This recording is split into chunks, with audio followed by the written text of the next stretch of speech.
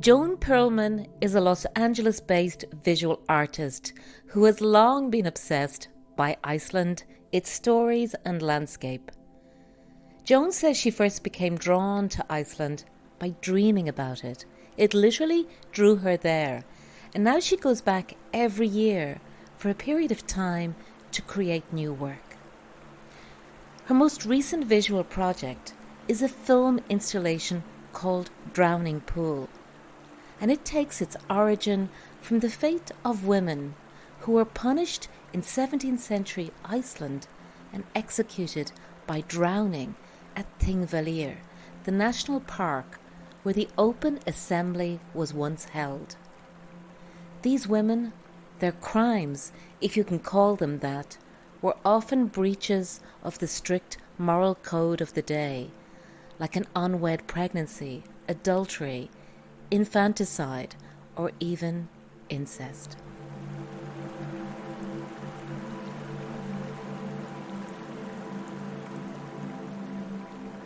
I'm Helen Shaw, and this is Mother's Blood, Sister's Songs, the story of how the genetics of Iceland reveals its female Gaelic roots.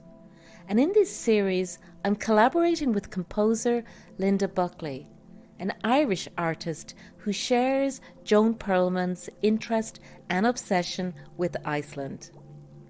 And it was to Linda that Joan turned when she wanted a composer to write the score for her Drowning Pool work. It's Linda's music you're hearing right now. So with that in mind, I asked Linda and Joan to share a conversation about how they came to work together and the process of creating what has become Drowning Pool. But of course, we also wanted to know more about how those dreams brought Joan all the way to Iceland.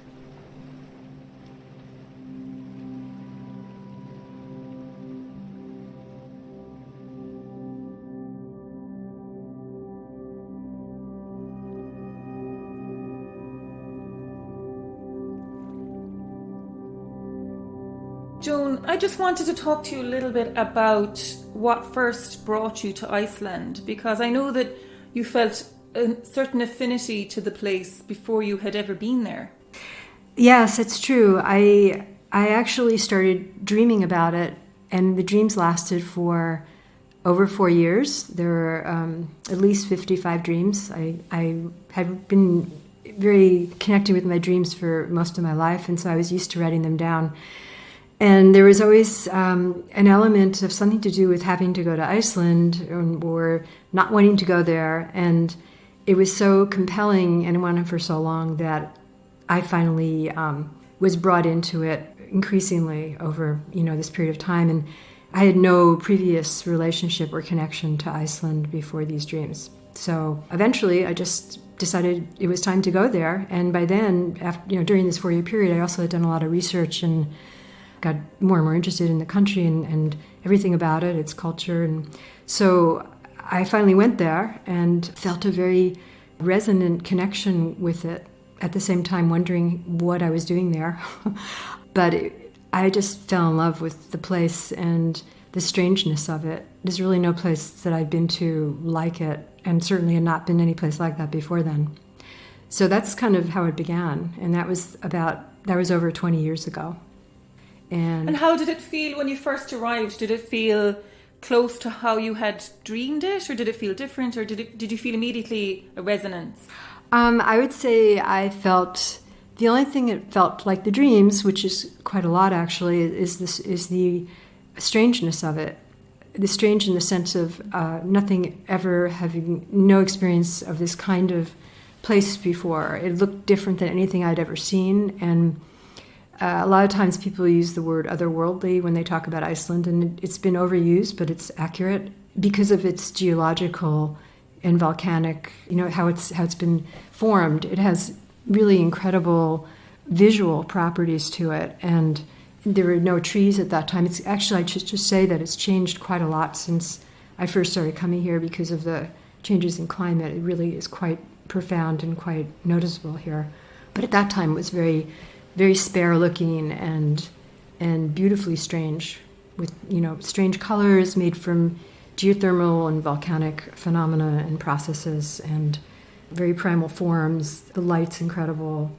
And I think the main connection for me was this sense of transformation in the earth and the energy, and how things are constantly one thing affects another, and then it becomes something different because of process. So that was something that was very important to me in any case. And then I found this place on earth that actually had it incarnate in its in what it was.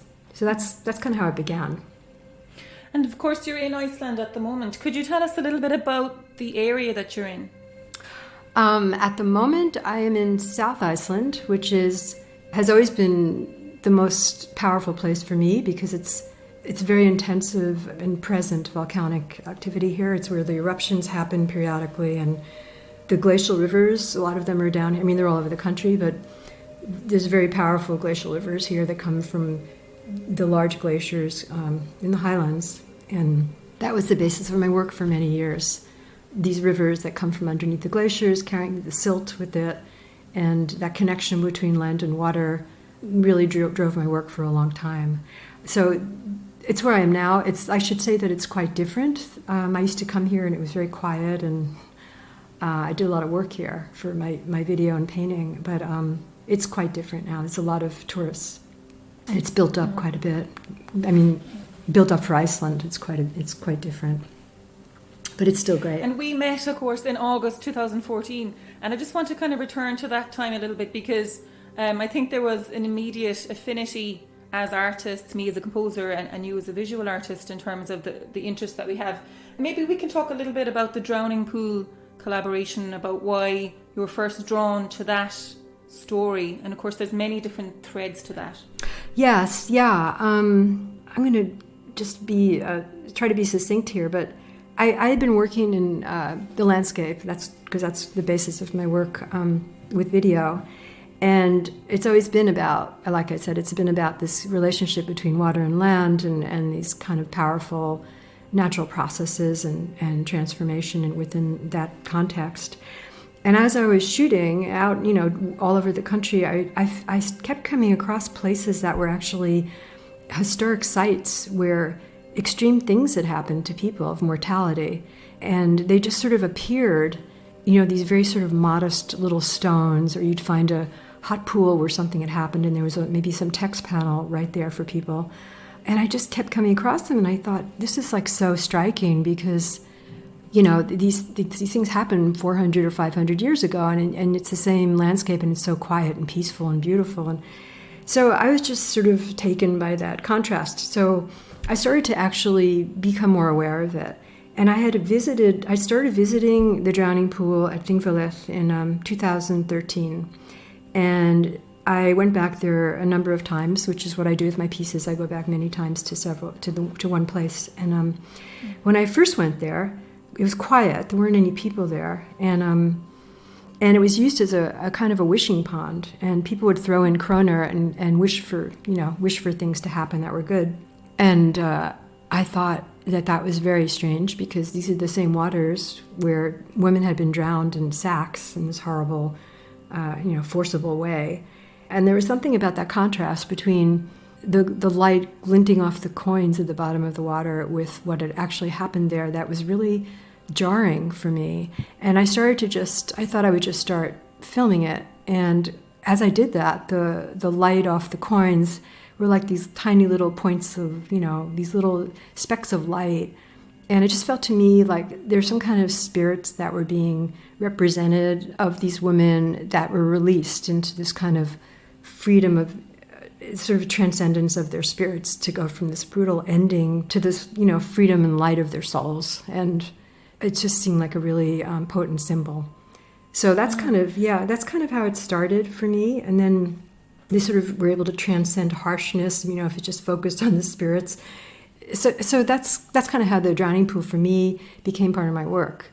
I mean, it's, historically, it's a really intense place. It's hard to go there and not feel what happened there. And so anyhow, that was one of the places that came up with this piece in general. The piece is called Drowning Pool, but it has different places like that in it, and many of them have to do with women who were treated badly, and they were killed. They were treated really badly, but for ambiguous circumstances, some of them. So that's one of the threads in the piece. I mean, it's interesting to see that in that particular work, water for you is something at times peaceful and healing, but also connected to tragedy and danger. And I suppose that dichotomy comes up a lot for you. Is that something that you felt when you visited those places? Yes, actually, that's a really good point, because I think in Iceland, it's always been, I was filming these glacial rivers for years, and I think that's always, the rivers themselves are always those two things, because they're very powerful and they're incredibly beautiful and also potentially dangerous because there's so much volume in them and power. But in these places where the drowning pool piece does have a lot of water in it, and I think it was kind of a coincidence. A lot of these places happen to be about water, or maybe I was just drawn to it because I am, but there's definitely other places where drownings of women happened in a glacial river, or it happened at the base of a waterfall. These are all in the piece. It's so water was kind of used as a weapon in that way, as it was in the drowning pool.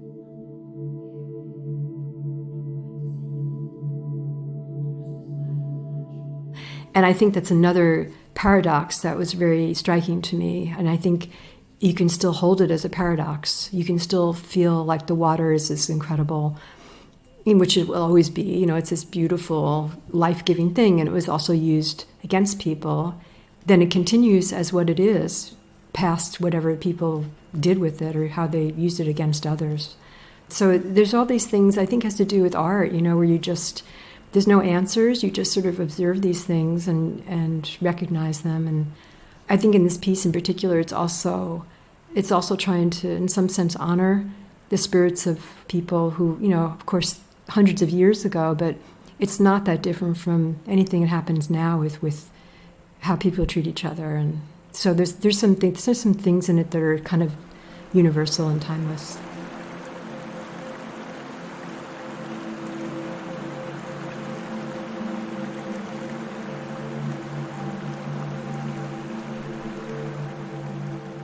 I think there's something that I really connected with in your work as well, which is the interest in the supernatural. And, there's a strong strand of witchcraft accusation that comes up in the stories behind the imagery in this piece. And maybe you could tell us a little bit about that aspect. I think in the drowning pool, when you look at, there's a record, I think, of 18 people 18 women, but I'm sure there were probably more than that, who were killed there. And I'm sure some of them were accused of witchcraft or sorcery, more likely. But I think in Iceland in general, it seems to be more that men were accused of sorcery and witchcraft. And I think the women in the drowning pool seemed to be more about breaking some kind of cultural belief. And there was a very strict law in place called the Great Edict at that point that was quite harsh. And basically, if you did anything that was kind of out of line, you were sort of gone.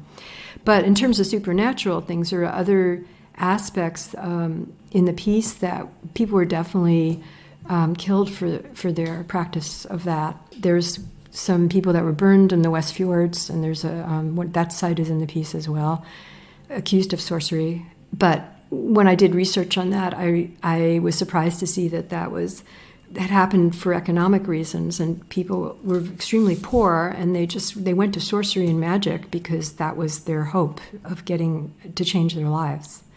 But they ran into all sorts of opposition from people who didn't want them to change their lives. So it really is very complicated. It brings up other things about fear and culture and power, which I think is, underlies a lot of these things anyhow. That's why people, the government or state, whatever, feels like it needs to control things that are threatening to them. Mm-hmm. And I remember when I was working on the music for this, I felt this strong sense of darkness and light throughout the work, and also a sense of kind of resolution or healing towards the end of it. Maybe you could tell me a little bit about the idea behind that aspect.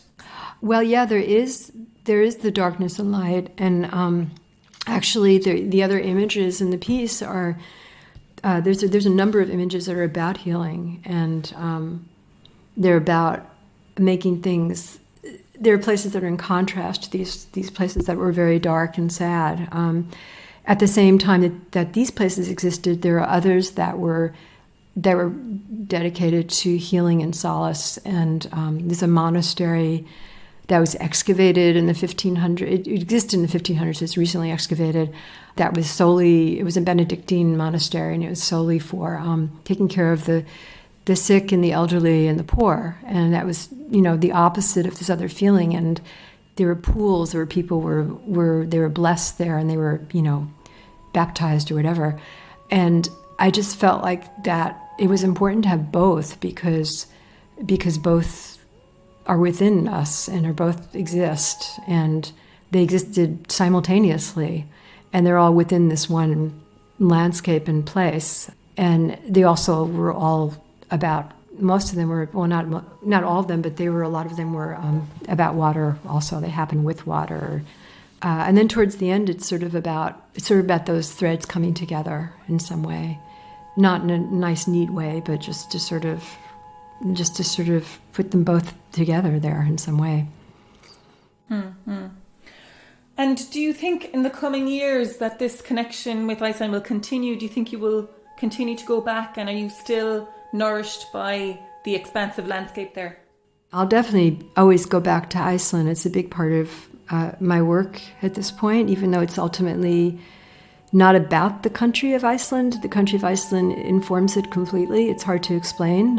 It's about this energy. It's underneath the things and the complexities of that in many ways.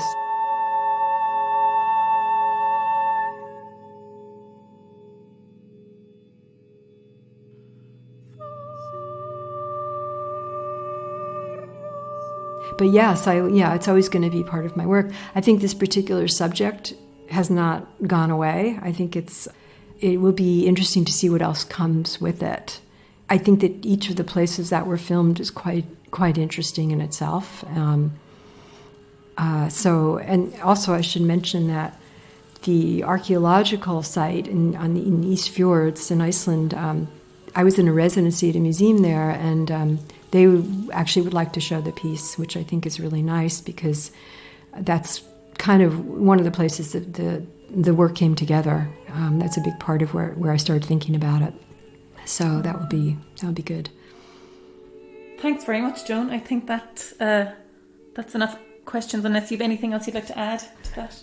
I just wanted to, I wanted to just say that the way I came to your sound, thinking that your sound would be really good for this, was that we did have that connection, which was, I think, an hour. We met each other for a very short time in Iceland, but there was this connection. And when I was working on the piece, I listened to, it's called Númerimur, I don't know if I'm pronouncing it right, which was, I think, inspired by Icelandic music, and it was so beautiful, your work. And I felt like the mystery of the landscape and history was there, and the affinity for what was unspoken and felt and not visible, and the connection with Iceland. So I feel like this has been a really good collaboration in terms of the spirit of the piece and the understanding of what, the mutual interest in a lot of the things about it.